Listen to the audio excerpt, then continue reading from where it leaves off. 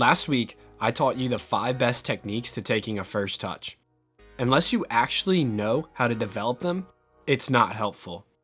So I came up with an excellent partners training session that will help you master the art of the first touch.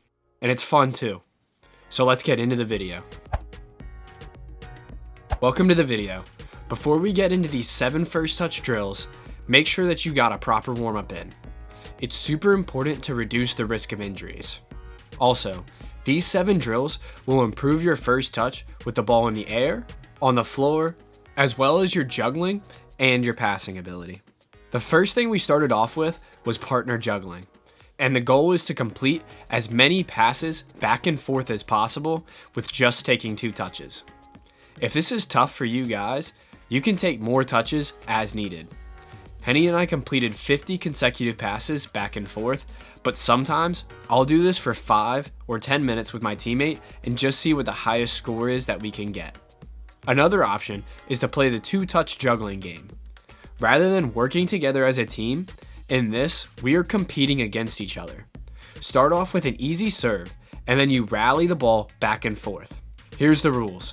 You must take 2 touches, not 1, not 3, always 2. No thigh allowed, and no spiking with your head on your second touch. You may use your head on the first touch, and you may use it for the second touch too, but it must be a lofted pass. Whoever messes up by taking a bad touch or giving an unplayable pass gets a point. First to 4 points loses and gets their ear flicked. This game is perfect to start off or end practices, and it's a ton of fun.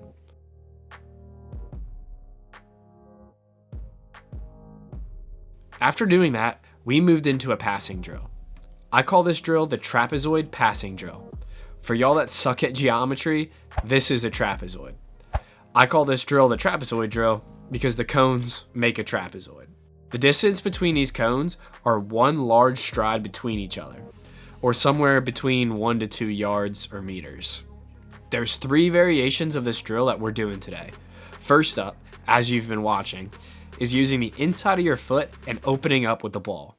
Do this down and back 4 to 5 times or for a minute straight, and then switch with your partner. Do 3 rounds of each variation before moving on.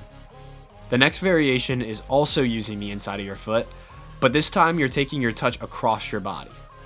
Just like with the other variation, follow this pattern. Take your touch past the first cone on one side and then past the first cone on the other side. Then take a big touch out of your feet past the second cone on each side and repeat.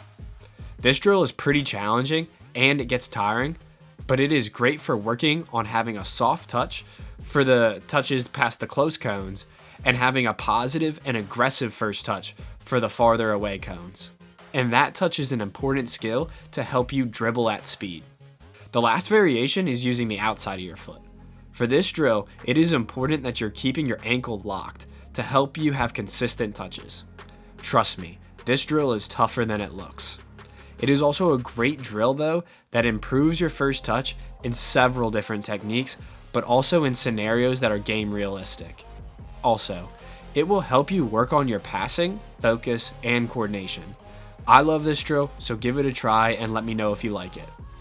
Oh, and on that note, if you've enjoyed this video, please drop a like and subscribe if you haven't already. I have some big videos planned for the summer, and I know you won't want to miss those. Anyways, the next drill we did was a first touch game. Make 2 boxes and then put them about 10 yards away, and you can make the boxes bigger or smaller depending on how good your first touch is. Pass the ball to your partner on the floor with a lot of weight on the pass to try and get them to take a bad touch. If their touch leaves the square, you get a point.